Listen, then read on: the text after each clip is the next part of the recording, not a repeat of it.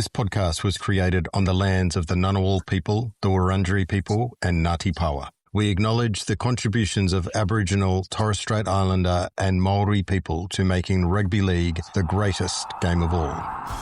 You're listening to NRL Hellmouth, the podcast where we open up a portal to the rugby league realm to see what horrors and delights we can unearth. Your pal Simon here, and can you believe we're a third of the way through the season already? These two certainly can. I can see it in their pallid skin and haunted gaze. No. Daniel, James, how are you feeling, guys? Well, I'm just fine. But birthday beanies and bucket hats to you, Simon, for a couple of days ago. I hope that all of your little beautiful dreams came true. And didn't the Raiders put on a birthday treat for me with a 19-point defeat? And a couple more injuries to key players coming out of it. So really getting the next year off to a great start for me. That's right, but speaking from the perspective of a Storm fan, it's that kind of excitement that keeps you engaged. So, I think they're doing you several favours. How are you, James? I'm great, thanks, Dan. Hi, Simon. Happy birthday. And I just want to start off with an apology to fans of and the team known as known to me as the Vodafone Warriors. But I think you might know them as the NZ New Zealand Warriors. And if you go to their stadium, I think these days they're actually known as the One NZ Warriors. Okay. I only know them as the Vodafone Warriors. And I did an analysis this week to find the team that we have spoken about the least amount on this podcast. And funnily enough, the two teams were the Warriors and the Parramatta Eels, and they play each other this week. Yeah, massive apology. I'd like to add my voice to that. And I don't apologize. Apologize for that, but in fact, do not apologize because we haven't spoken about them because they're relatively boring and they don't do anything interesting, and nothing has reached the moment where our cultural analysis is required. Yeah. Okay. So are we saying pull your finger out to those teams? Yeah. Do something. This is your chance. Saturday, 5:30 p.m. Combank Stadium, Sydney. Something interesting must happen. Can't wait. Coming up in the show today, we'll be talking about the intersection of rugby league and AI. We'll also preview tonight's State of Origin clash and break out the Aunt Variety Pack for another meeting of the NRL Book Club. Let's open it up and raise some hell. There's the kickoff. Let the party begin.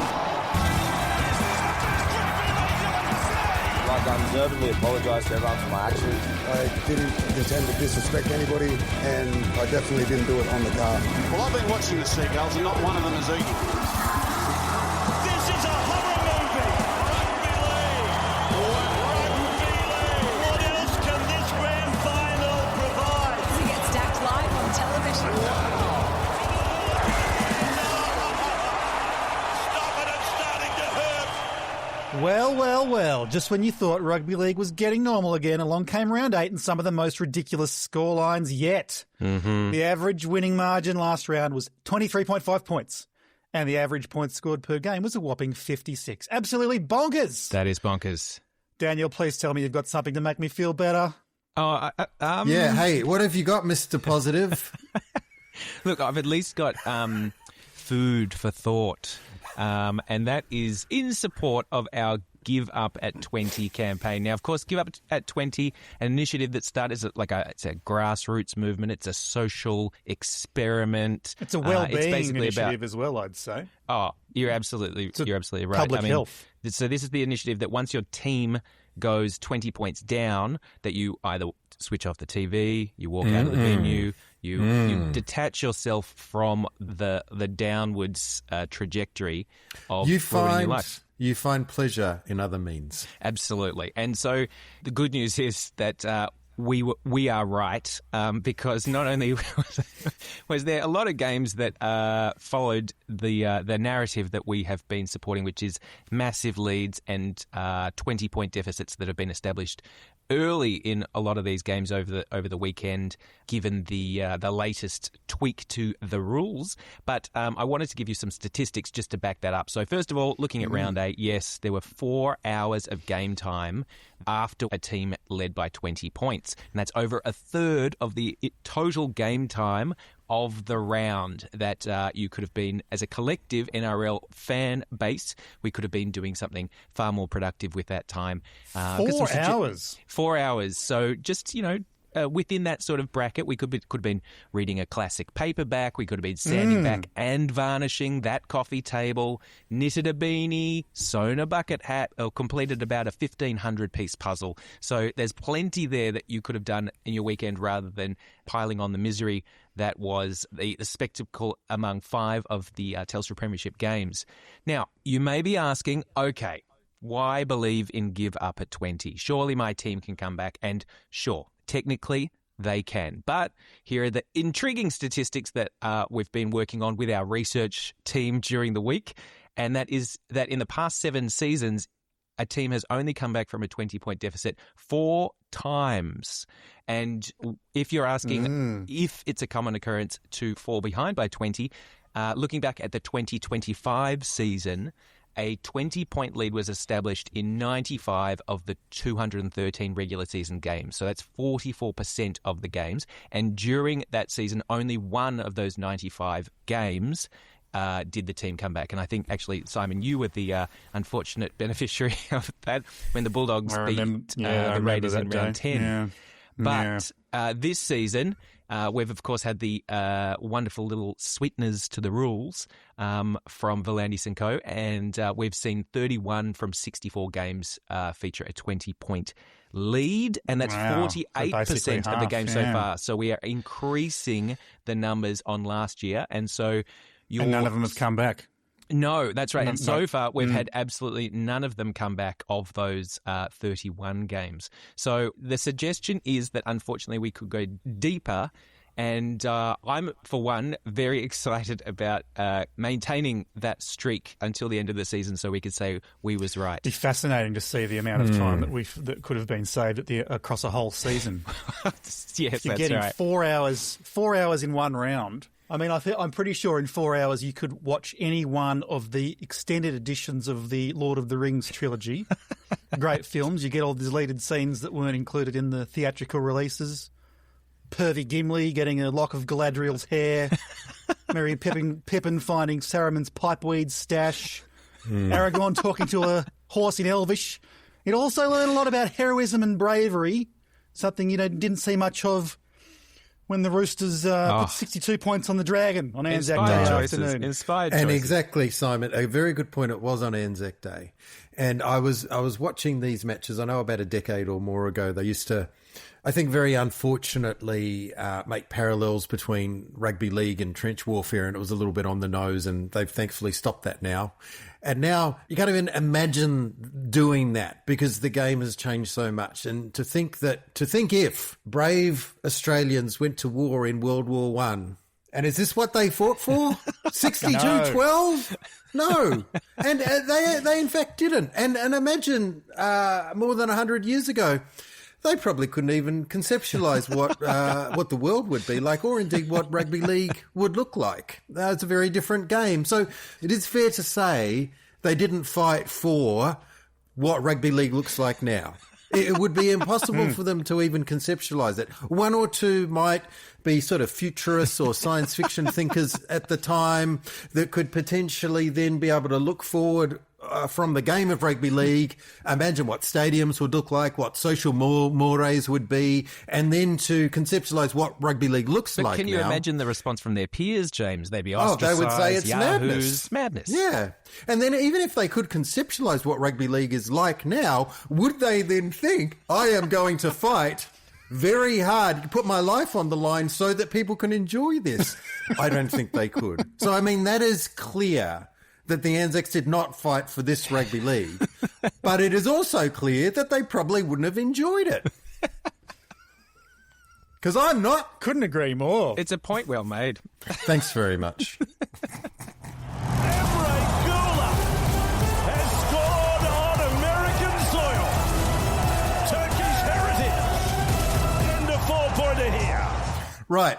So that's one story of the round. The next story of the round would have to be the unfortunate for some, but joyful for many, 6-game losing streak that the Melbourne Storm are currently feeling. As you know, occasionally on this show we do talk about real serious stuff every once in a while.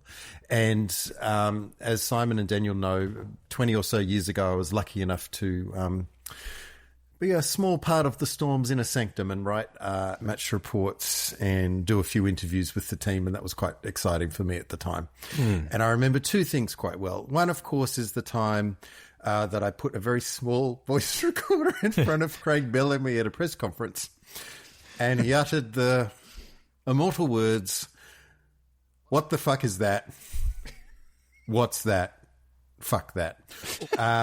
And was quite impressed, I think, at the small size of the recorder. Even from before a time where people describe things as nanotechnology. Yeah, it was very nano. This is well before nano. And he was most impressed by that, surprised by it, and he sweared at it. So that was exciting, and I recorded that.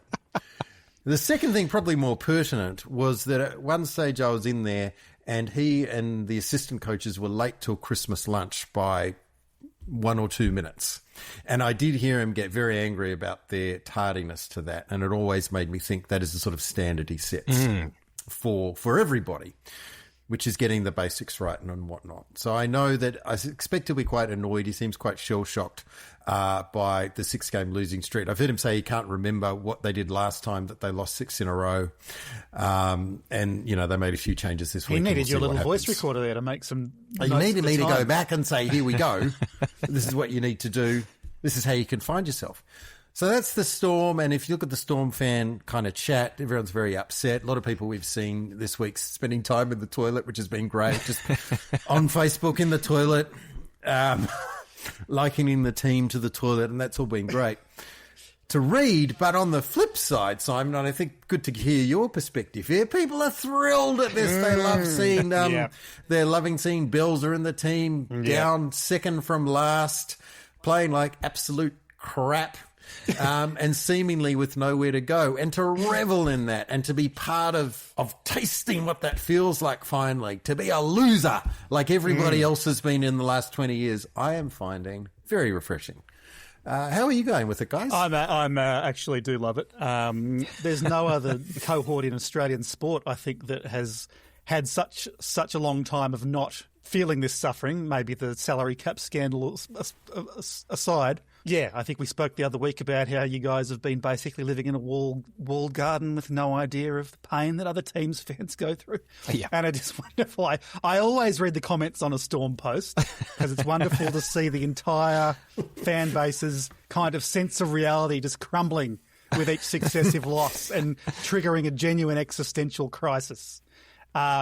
Genuinely historic and fascinating moment.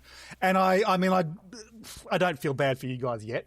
I feel like, I think after 20 years of Storm dominance, then the rugby league community probably gets 2 years to unapologetically revel in your downfall before we have to start feeling bad for our friends that are suffering. Yes. So 2028, if you're still shit, then I'll start feeling sorry for you. Oh, thank you. That's very good. Look, I've moved quite comfortably, actually, I think, into a longer-term mindset. The only difficulty, so I'm sort of enjoying, it being a long rebuilding process, but the only difficulty is watching the games, which is very difficult to watch now. So I think I'm, on one hand, Dan. loving the journey, but hating the ride. There's obviously a solution for that, Dan, that if you listen back to the podcast, you'd understand. When you are 20 points down, you simply turn it off and walk away and do something else. Yeah. And you can check the score if you want, but you don't have to be invested in it. Oh, I know. I noticed a lot of the Storm fans said they walked out at halftime. Good on you. Yeah, just do it. Go enjoy Melbourne's nightlife. You don't have to sit and watch it. And it's partly the Storm, but it's also the changes to the game that's outside of the fans' hands. And we do need to send a message. Agreed. Amen. Also, bad news, Dan. I've just checked the Storm aren't playing St George again this year. So, is that true? Oh, yeah. We love the brilliant Ryan Pappenhausen, but Storm fans might be asking the brilliant Ryan Pappenhausen. Yeah, so they'd be the two top stories of the last week, and the third one obviously has happened in the last day or so. That's a couple of key signings for the Chiefs, Simon. Yes, of course. The PNG Chiefs have made their first signings. And there are a couple of beauties. The greatest try scorer in history, Alex Johnston, and 4-time premiership winning 5'8" Jerome Luai. AJ, of course, has some Papua New Guinean heritage and has long expressed a desire to play for the Chiefs. And Luai, well, I'm pretty sure he's just in it for the tax-free salary. Yeah. But in any case, I think these two should put to bed any notion that the Chiefs will struggle to sign quality players. And I see that the media's already pivoted from that line to be like, well, with this nice little tax loophole, it's like, well, who can't they sign? Yeah, I've seen like a list of huge names mentioned as who they might be targeting next.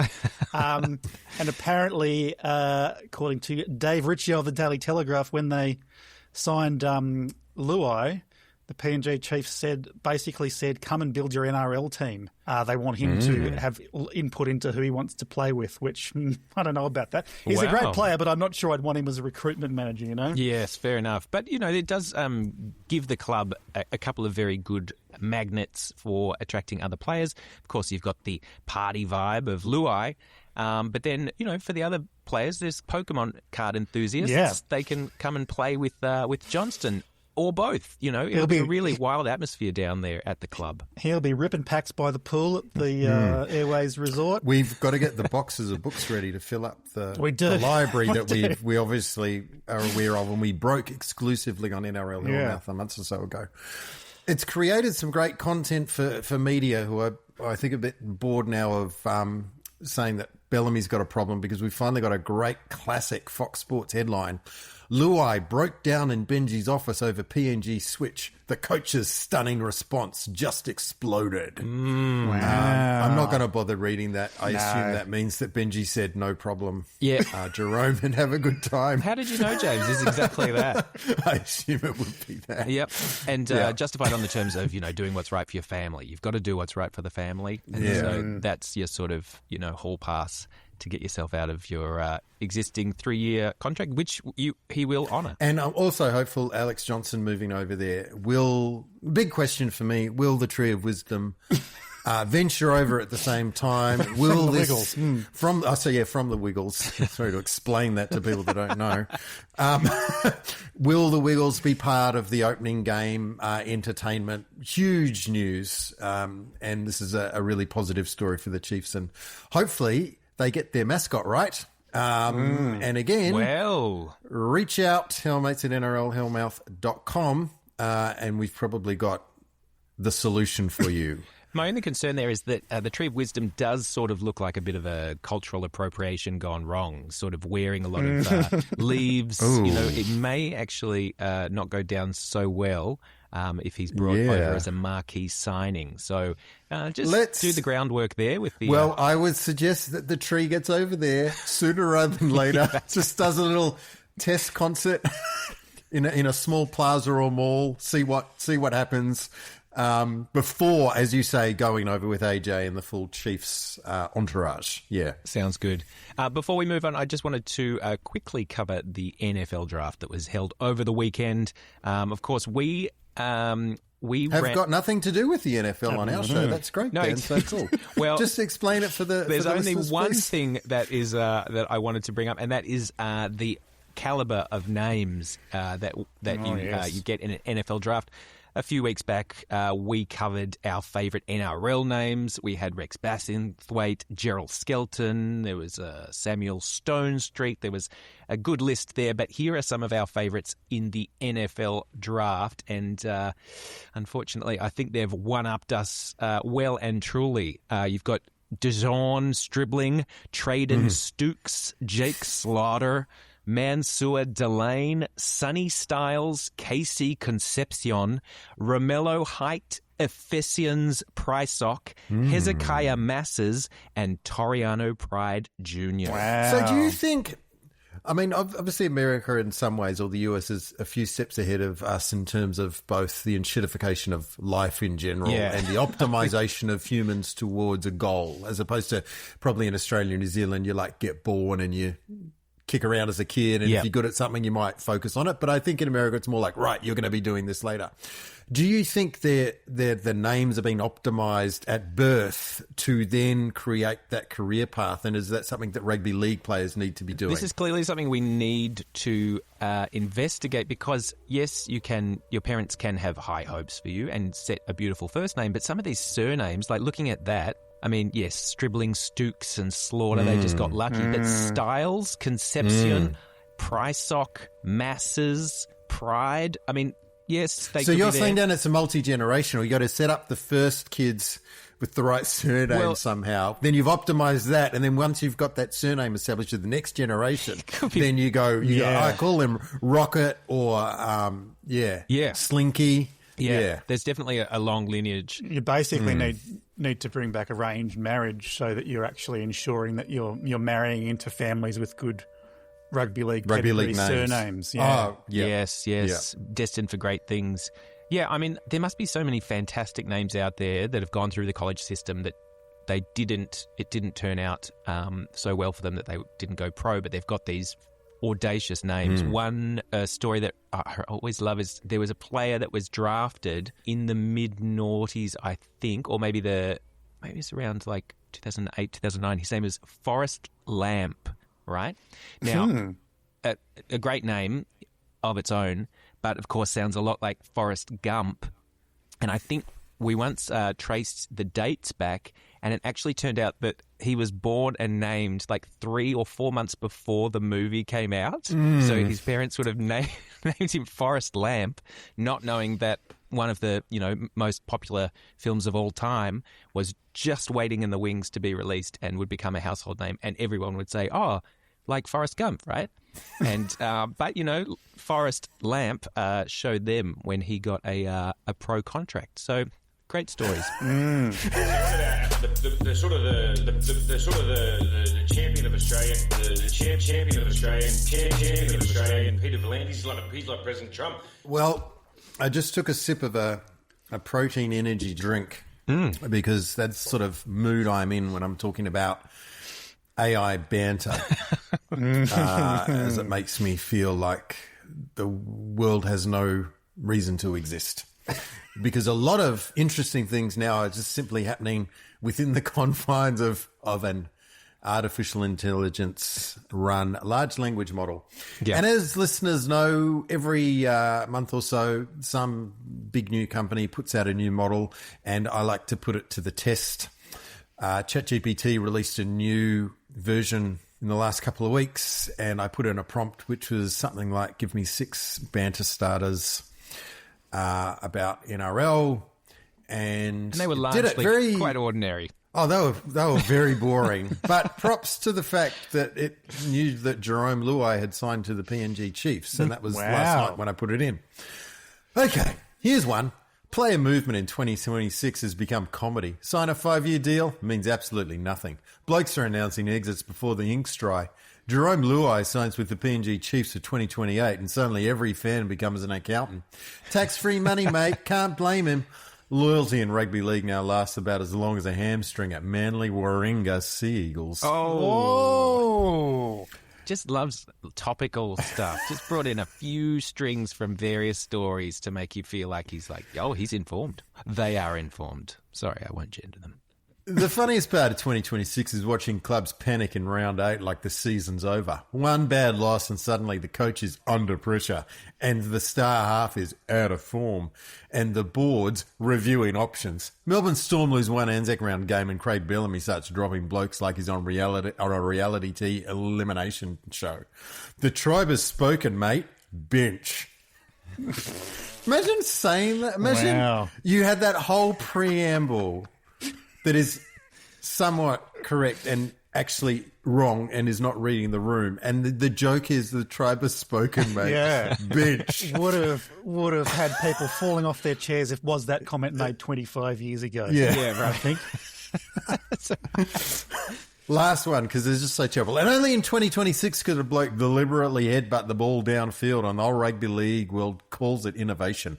The Saab Falcon lasted about 10 minutes before the NRL banned it, which is peak league. Someone finds a loophole, the fans love it, and the NRL shuts it down before Monday. Give it a month and some assistant coach at Canterbury Bankstown Bulldogs will invent a tactic where the winger catches bombs with his knees. It is well, you guys laughed at that one.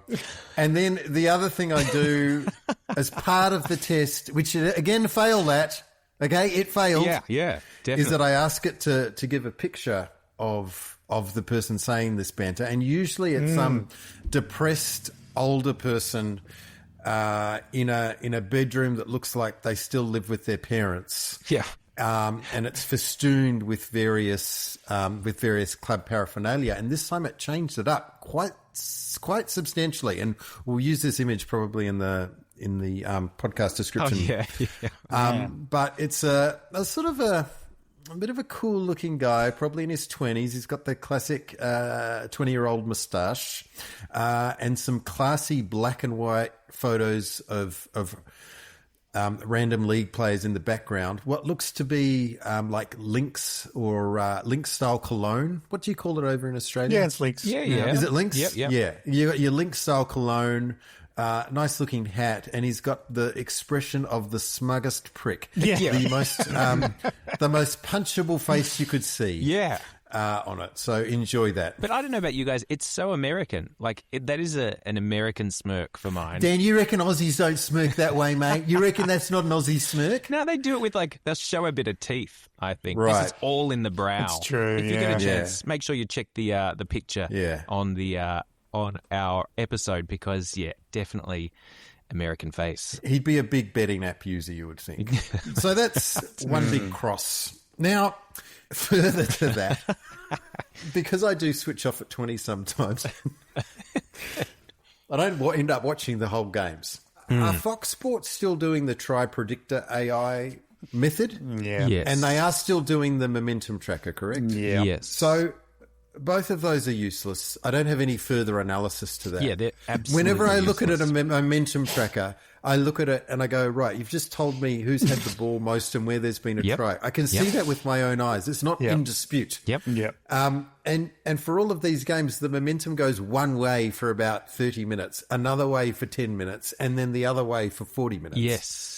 There is no insight that the momentum tracker can bring. No. And similarly, the try predictor basically just analyzes the pressure thus far, talks to its friend over at the pressure tracker, and then it says, say they're coming out of the sheds and one team is slightly ahead, they will just say that team has probably got a slightly greater chance of, pulling out the next try. They'll never take a risk based on some sort of invisible powers that we cannot compute with our simple minds. And I would say, again, probably that my prediction for both of those tools is that they're not going to be there by the end of the season. Well, there's a clip that Simon, you found for us, I think, it was actually introduced in the final series last year. I missed it at the time. But it's this great example of so they're basically doing player ratings during the final series as they run into the pointy end of the campaign. And it's basically like a lot of experts just saying, geez, I wouldn't have picked that. But of course, it's like this overarching sense of our simple minds cannot compute the great powers that be, and we must be getting it wrong. There's this unquestioning kind of sense of we have this AI here because it can see something that we don't, which is totally stupid because isn't the job of the commentary team supposed to inform and empower an audience rather than just saying, hey, we've got commentators here, but they don't know a thing about what's going on. So we just let this AI computer spit something out, and isn't it fascinating that we got it so wrong? Guys, you don't give a shit what Kevy has to say. He can tell some anecdotes about 15, 20 years ago, right? You don't give a shit about that now. Yeah. Exactly. There was another article that we saw, it was a couple of weeks back, it was about 4 games into the Storm slide, but it had Sua Fa'alongo rated as the best player in the league at that stage. He was off to a very good start of the season, but certainly was not really setting the world on fire at that stage. I think that was about week 6. That was week 6, and Dan, you're probably, I think, talking about the predicted score value. Right. Which is a model that captures the impact of every player across each game of the season. And it revolves around a number of data points, of which about 15,000 are processed by the system each game. It's not a score out of 10 that you might think. Instead, each player is ranked relative to their PSV, a model that measures how much each player contributes to the final scoreboard. That's what I think. Dan, I think that's what you're talking about. Is that right? The PSV? I think so. I'm glued to the PSV. It's a very fascinating thing. So Sua was 7.09, Wonderful. And Tom Trebojevic was 7.01. Yeah.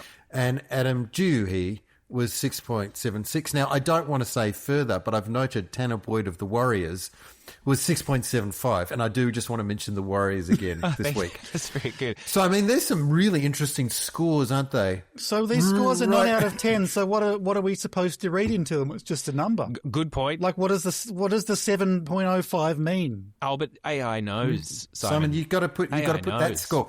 Simon, you get the score on the screen, then you put it into ChatGPT and you say, Simi Sasiga is on 5.95 as part of the High Flyer Fox AI PVG rankings. What does that mean? And then it'll tell you that. And then you interact with it throughout the game. Oh, that's really good. I've never thought of that. That's a really good idea. Terrific stuff. You can do that if you ever save your minutes after the give up at 20. You can go just chat to ChatGPT about the PSV. Surely, at some stage here, I think it's clear that someone has decided on the weight of a particular metric.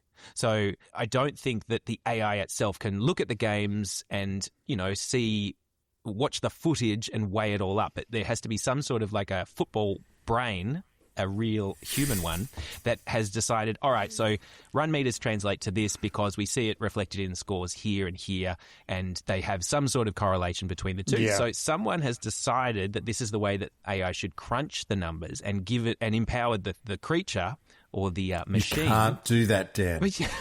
You cannot do that. Do you not understand what could happen if you mess with rugby league and AI, what it could mean for the world? We're going to sound the warning now. You're right, but I just think that that's where this whole thing has gone wrong, because we're sort of trusting in the gods, but the gods they are of man. I think that the problem here is that we can still see fingerprints in heaven.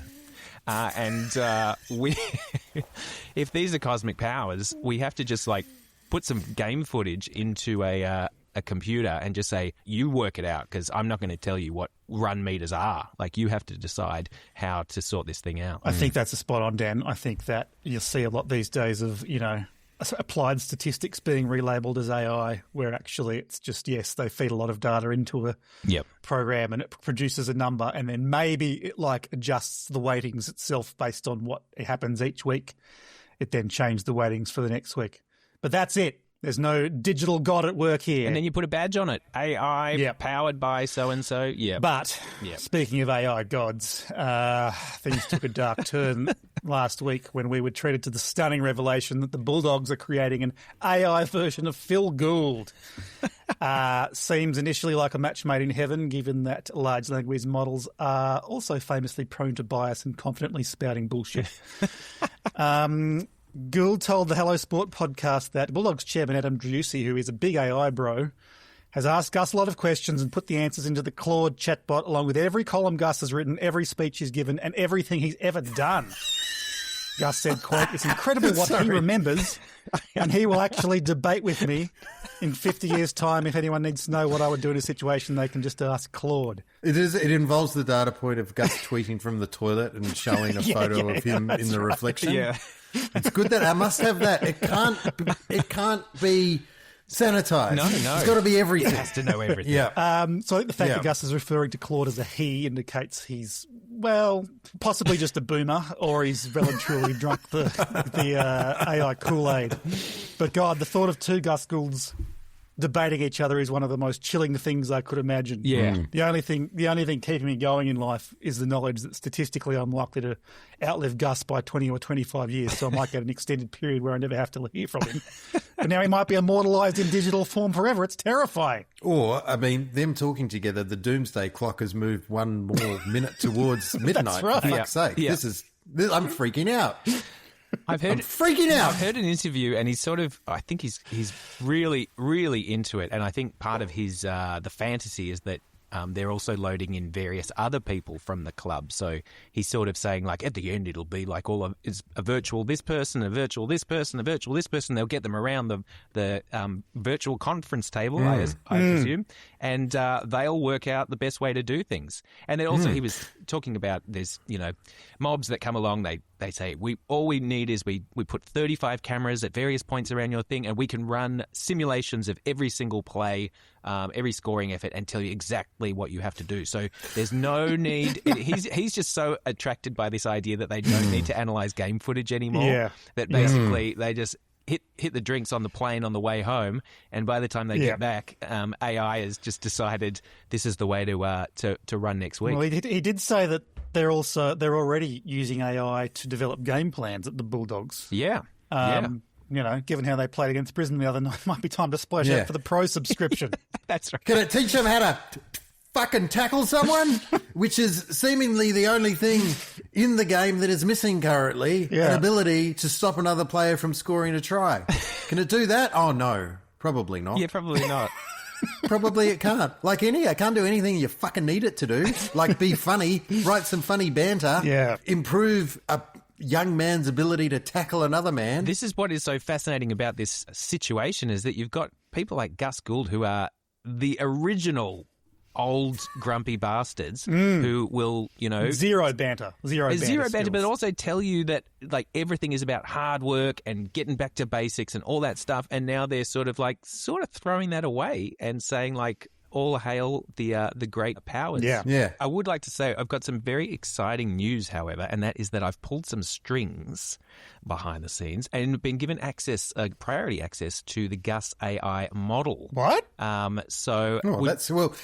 I was a bit down on this before, Dan, but now I love it. Can we have a go? Yeah. Can I ask him we get to something? fire it up, and we get to talk to the Oracle himself. So I just get this going. Simon, you can kick us off. Oh, g'day, Gus. Welcome to the internet. What's the internet? Okay. I never even used the internet. Yeah, maybe just be a little bit more direct with your prompts. I don't know how you do control it. I haven't got a clue. Okay, Gus, can you tell us a bit about the technology involved in getting you set up as a large language model? The power of the computer chip is doubling every 18 months, which means in 10 years it's so many times, 1,000 times, 100 times more powerful than what it is today. And how much more powerful is technology going to be than what it was back in the 90s? I guess it sounds kind of impressive. Googles and Amazons and New York Fire Departments and... Amazing, Gus, and we all remember the joy of getting a Pentium 2 computer. But what sort of things can we learn from you? Friendship, love, family, discipline. And what about the rugby league side of things? Look at where technology is today, and look what AI is doing today, and what the advancements in AI. The advancements in AI over the next 10 years will be 1,000 times out, 10,000 times. It's terrifying. It could change the whole world. It could change people's lives. Poverty, it could change health. It could change life expectancy. It could change all sorts of things. And what does that even look like? Wow, jeez. Okay. I'm guessing you or one of your bots has listened to the show and maybe know a bit about us? James was very, very smart. James was one of the first to really get the impact of what the internet was going to look like and its impact on people. Oh, there you go. He kind of described the iPhone 10 years before it came out. He said, your TV at home won't be a TV anymore. It'll just be a bigger version of your iPhone sitting on the wall. You go to get any movie, any sport, anything you want to watch. I fear for what the future looks like. Okay. Well, I think we might wind him up there. I think it's probably fair to say some fine-tuning still required. But adjust those weights before we have him doing the pre-game monologue on Origin again, I think. Oh, yeah. Yeah. In the air! In the air! In the air! Goal! Well, it's true, we've been a little bit negative this week on NRL Hellmouth, and I'm now happy to talk about something. Oh, yeah, for a change, because we had that nice 5 minutes last week. Refreshing. Tonight, though, is the first game of the Women's State of Origin, which I think is going to be quite an interesting match. Yeah. Thankfully for us, it means that there is no NRL game on Thursday, so we can focus on the women's game. Slightly strange, some might say, that State of Origin starts or takes place before the women's NRL season takes place, but I don't have a chicken in that fight. I've got a chicken in there. What fight is it? What fight? Who has the fight? Is it a chicken or a horse? Ooh. It's a dog. Oh, I don't have a dog in that fight. Simon, you do have a dog in that fight. What do you think? It's a strange one, isn't it? Starting with the marquee game before the season. It is strange having it pre-season, but of course we all know that men's Origin sucks because you have those 3 rounds where all of the big stars are not playing in the NRL. Yep. And that, I mean, look, it doesn't matter this year because every round we're flipping a coin for every game. But yeah, I think the quality of the competition suffers during Origin. So I loved it during COVID when they just had it after the season. Season's over, you have your little come down, and then you're straight into Origin. Gosh, I can't even remember that, but yeah, it was great. You were probably just happy that the Storm had won the NRL Premiership down. Yeah, that's didn't right. really care about other stuff. Moved on. So it's in Newcastle, which the New South Wales team struggles to win at. And it will have a very good crowd there. Tickets are priced sharply for families. I think they got 21,000 there last year, and that was even the dead rubber. And it looks to me they're going to get a crowd close to that, which is great. Disappointing thing, the only thing I'll speak of is that for whatever reason, only the New South Wales team's photos are listed on the NRL website on the team list. As of last night, neither team had a photo. And I think obviously the Queensland team are getting their little cutouts done now. So hopefully by the time listeners get onto the team list page on Thursday, it'll all be up and all looking great. Well, this is the downside of having it before the season, is that they don't have access to the NRL's content team to take those photos, perhaps. That's right. Yeah. Until they actually arrive. So we'll give a pass. In camp. The other wonderful thing always brings me joy is the fact that Belinda Sharp is the referee, easily my favourite referee, the best referee in the game, and she'll be assisted by ding dong, the which is the senior review official. It's Ashley Klein. So it's good to see Ashley there running around, or not running around, just doing something else and getting out of Belinda's way. So hang on, what does that mean? Is he in the booth? Yeah, he's in the booth. Yeah, he's in the booth. So he'll be putting his hand on the knobs depending on what team he favours. So, good luck to you. Yeah, that's probably Queensland. Yeah, just joking, Ashley. I was just a gag. As you know, I'm a Storm fan, Ashley. Just a gag, mate. Important to remember, guys, that the 6 again rule does not apply in women's rugby league. Yeah, there's some if you want to tweaks. see some good, honest, grind-based footy, then the game at Newcastle is where you'll see it. And that's the last thing I just wanted to touch on. And I think it reminded me a little bit of the opportunity that the women's game has got now. Reminded me a little bit of the Matildas and how that sort of the Matildas football, the joy of watching Matildas football was actually a big part of the success that they've had in the last few years, you know, filling stadiums and whatnot. It is awesome to watch. And I'm hopeful that in this NRLW State of Origin, or WNRL State of Origin, that the women on the field can actually show fans and the NRL how the game could potentially be played a little bit better. Yes. Speaking specifically of some of those players to look out for on the Blues side of the field, I'm very excited to see Jamie Chapman on the wing. She had a massive game one last season and is just such an impressive athlete. Another one to look out for on the Maroons side is her Titans teammate, Lauren Brown, who shifts from her native hooker role into the halfback position, of course replacing Ali Brigginshaw, who has retired from rep duties. She got a conference room named after her, Dan. She's got nothing left to prove. She's moving on, and that's fair enough. Hey, wouldn't it be cool if she's in the conference room watching the game, big screen, got some pretzels, a few little drinks? Send us some content, Ali. I suspect, though, she'll actually be at the... Probably at the game. In Newcastle supporting the team. Yeah. But anyway. It is not the first time that Brown has taken the 7 role. She actually played it in Game 3 last year, and that was the game that the Maroons won, albeit in the dead rubber. But it'll be exciting to see if she can pick up from where she left off in a largely untested spine for the Maroons. But I love an underdog story. Well, Daniel, the Maroons do have destiny on their side. In fact, they have 2 destinies in their side. Destiny Brill and Destiny Minnow Sinapati. So all the best. I just hope that it doesn't cancel out. out. And for those playing at home, here are the social media comments you're looking for on your NRLW Origin bingo card. Couldn't pay me enough to go to this. Never going to take off. I've never been interested in the women's game. All of those comments have to be made on videos that have absolutely nothing to do with the person's opinion. And, of course, finally, anything relating to comparing the players to cheerleaders. Now, once you've completed your card, don't forget to yell out, "Fuck this shit," and throw your phone against the wall, which I think will ensure an excellent night out. Yeah, and I hope all those awesome commenters are eating their own shit as we speak. I just wanted to give a shout out to Millie Elliott, the prop for the New South Wales as well, who's playing her first game back at the top level since having a baby in September. Oh, yeah. She said, quote, "There are so many players who have paved the way in having kids and coming back to the sport, and they have come back at a better level than they were before. I don't know what the science is, but it's probably experiencing childbirth and knowing that nothing can be that bad." So there you go. Man. Was she in beast mode, Simon? Yeah, I'm sure she was.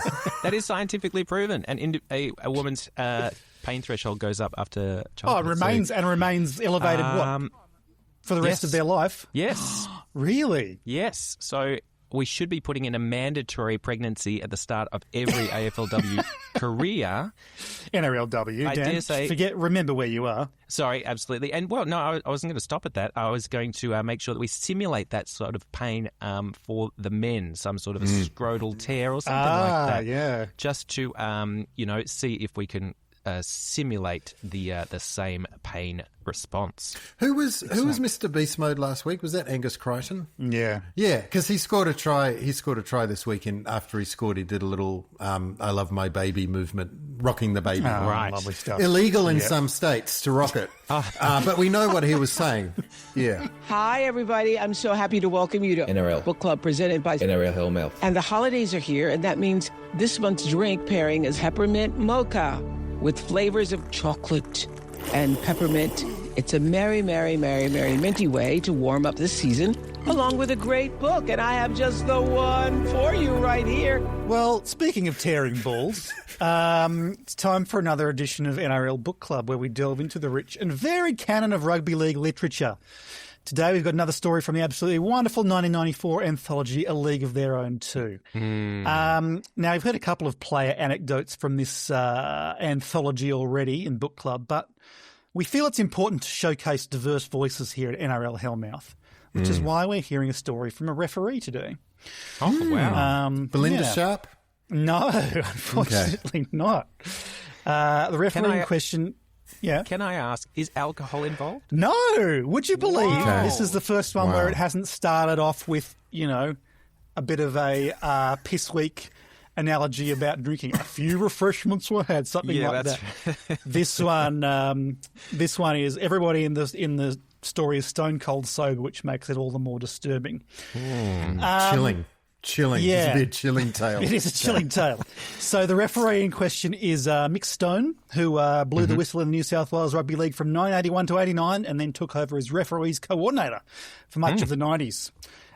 Here's what Mick's author bio has to say. Yeah, we know what you're saying. A referee in a book of funny stories?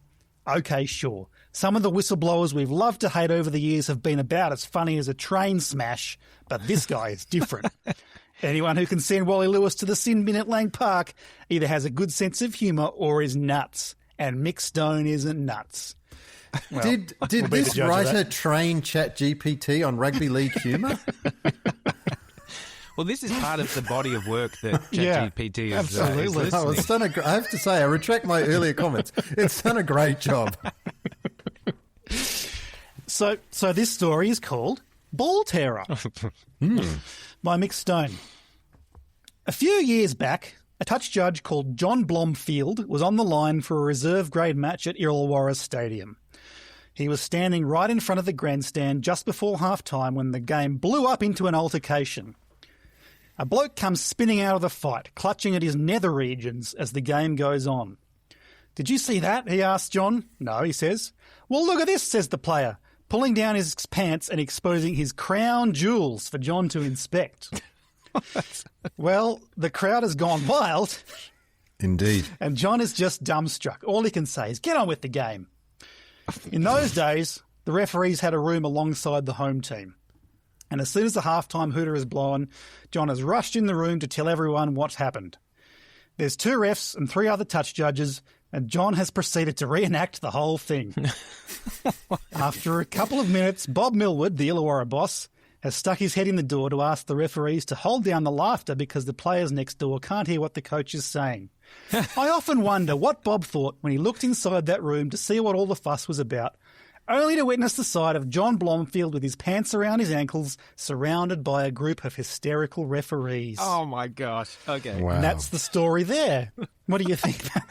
Okay, so number 1, let's go back in time. Let's go back to the field. So yeah. Unless there was blood or anything like that, why would a player pull down their pants to show evidence at that stage? Yeah. And then the second question is why then the referee decided to illustrate their anecdote by also pulling their pants down. I smell shenanigans. Yeah, Sexy shenanigans. I think you've got straight to the heart of this story and the contradictions in it. I mean, we're not privy to the state of the players' balls after the fight, but it seems to me that the reenactment of the incident by the touchy is unnecessary unless his testes have suffered identical damage, which is unlikely because he wasn't involved in the altercation. And combined with the fact that he, quote, rushed into the room at halftime to tell his colleagues, make me think that he just wanted a reason to show off his dick and balls to his mates. And it doesn't say the size of his penis or anything like that. No. It's not noteworthy within the story. Not at all, yeah. Irrelevant to the story. Can I pose something to you? And that is that this whole story is fabricated to cover up the fact that the team official came in to find referees exposing themselves to one another. So they're like, all right, I got to put it in this book. I'm going to create this kind of, preceding stage where a player also exposed themselves to me on the field. That seems larger than life and sort of overshadows the fact that, well, I then decided to do the same thing. And would it be that funny?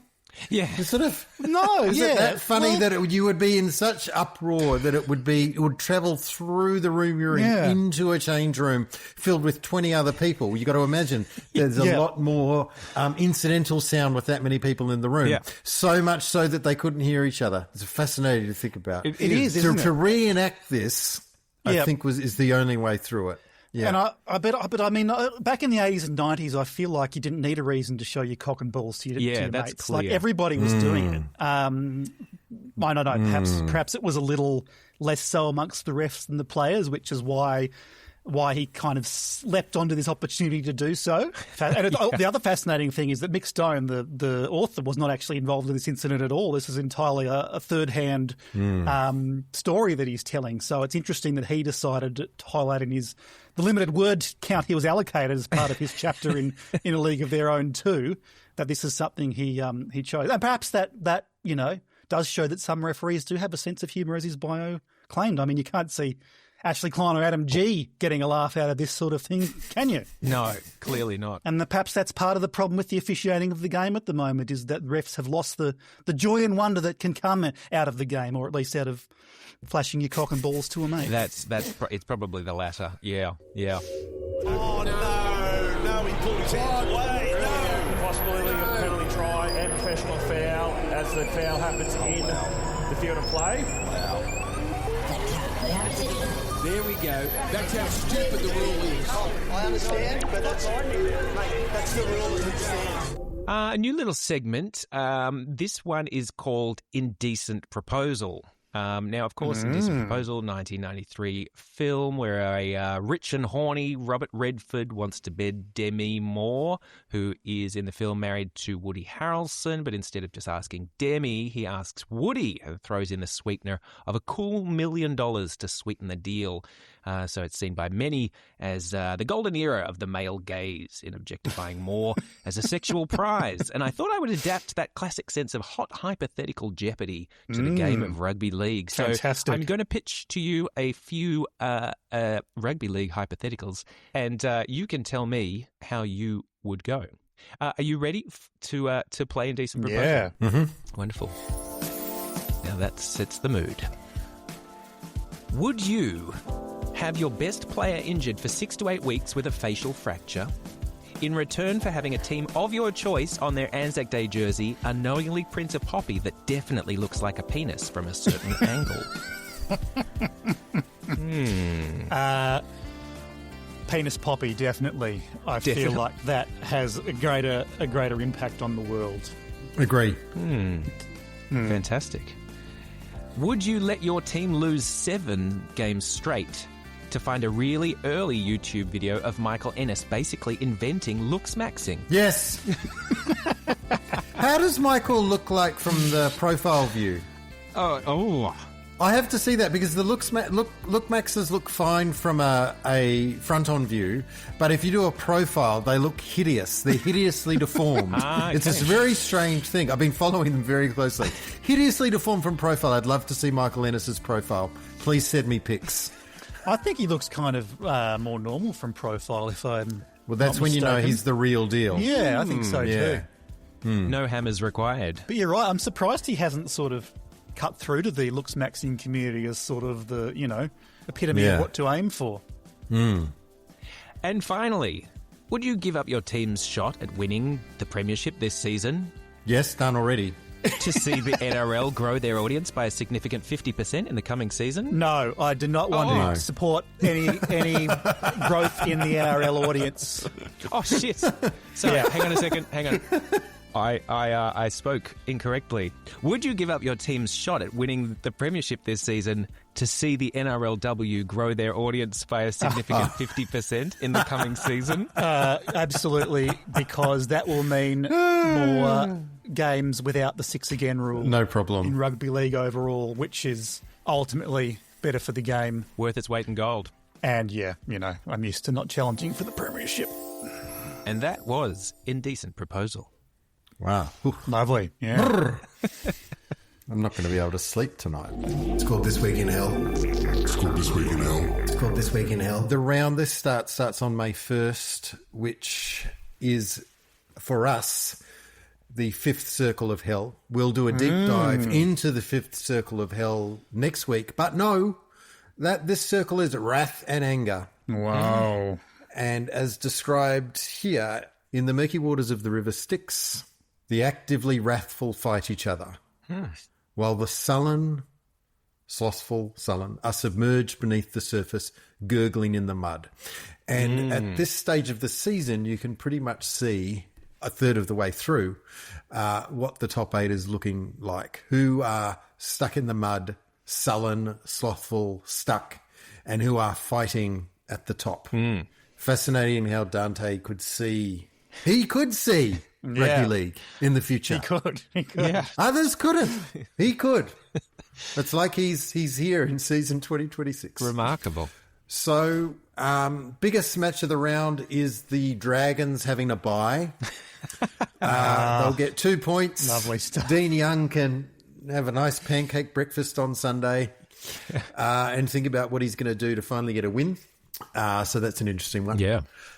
Looking at into matches that have got top 8 teams, there's one big one to call out. That's the Panthers versus the Eagles. You've got the irresistible force being Kieran Foran, 4-0. Dan has popularised and trademarked by this podcast, 4-0. It's out there. No one else said it. We got it. We got it. Other people did say it, but we got in first. We got it first. We know it. Yeah. So that's the irresistible force. The immovable objective is, of course, the Panthers. They've only lost once. They've won the rest. Be interesting to see. That's at Combank Stadium Sunday evening. That'll be a goodie. Also on Sunday, Sharks and Wests. That's 3rd versus 9th. Interesting to see both teams doing relatively well, how that will play out. And the other one in the 8 of note this week, probably a game with 2 of the big guns within the comp, the Sydney Roosters, who started poorly and now are doing quite well. Versus the Broncos, who I think have got some of their better players back. And another huge match of the round for us. We'll probably spend the next 15 minutes talking about these 2 teams. It's the New Zealand Warriors versus the Parramatta Eels. As we're all well aware, the Warriors are currently second on the ladder and the Eels are down at 15th. But as we also know, Doesn't fucking matter in this season of rugby league. That's right. Who knows who's going to win? The Eels have their home ground advantage, but also, the Warriors, they'll definitely know that these are the kinds of games that they have historically slipped, and the Eels know that they can, maybe 1 in every 4 they play really, really well. So they might be just about due. So yes, I actually think that'll be a great little game. And the last one, just because we spoke about it earlier, Dolphin Storm. Will the Storm go to 7? 7 straight, never been done before by Supercoach Bellamy. So let's see how we can achieve that. Indeed. And that's at Lang Park as well, on a steamy Friday night. But of course, before all of that, make sure that you are watching tonight in Newcastle with the Game 1 of the NRLW Origin Series. What absolute madness. Well, it might be madness, but I've enjoyed it, and I hope the viewer has as well. That's because you're mad. What? You're mad. That's a lovely way to go to a break. That's it for another trip into the Hellmouth. Thank you so much for listening. Please help us out by dropping a link to this episode in your footy group chat. Go on. Your friends will love you even more for it. Oh, and also hellmates at nrlhellmouth.com. That's the way to get in touch. Yeah. Just share your thoughts. Or just find us on the socials. A shout out to Robert, who's on a tractor in Queensland at the moment, out on the farm. Also Willis, he'll be listening from the work site in Victoria. So thanks to all those people for listening and getting involved. Peter Verlandis, who's on a laptop, buggering around with Claude AI, how to make more money.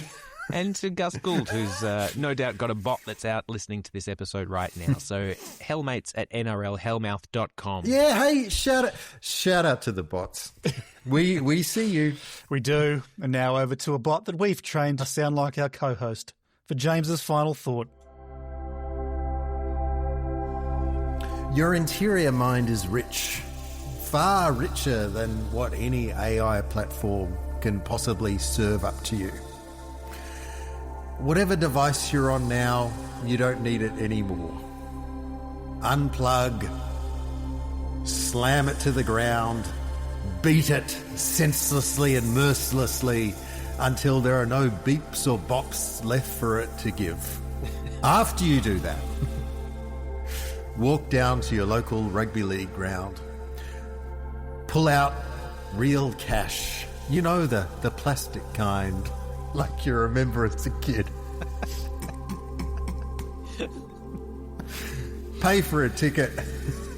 Walk on in and enjoy the greatest game of all. Particularly if you're in Newcastle tonight. Have a good weekend, everybody. Ave! Claude, I guess. Ave GusBot. Stop it, it's starting to hurt. Anything else for this week, guys, that you've seen? I'm thinking more about how much time I'm going to save or what I'm sizing up. I'm sort of looking at this round. I'm sort of thinking maybe it's a 3 hours of give up at 20 time. It's a really good point, Dan. And listeners, pre-plan your give up at 20 recreational buyback. So know what it is, because then you'll immediately be able to step into it. You don't want to get to the point where you're starting to watch a game, the team is suddenly down by 20, and then you turn it off, and then you go, well, what am I going to do? That becomes frustrating. Another good suggestion might be learning a language across the season.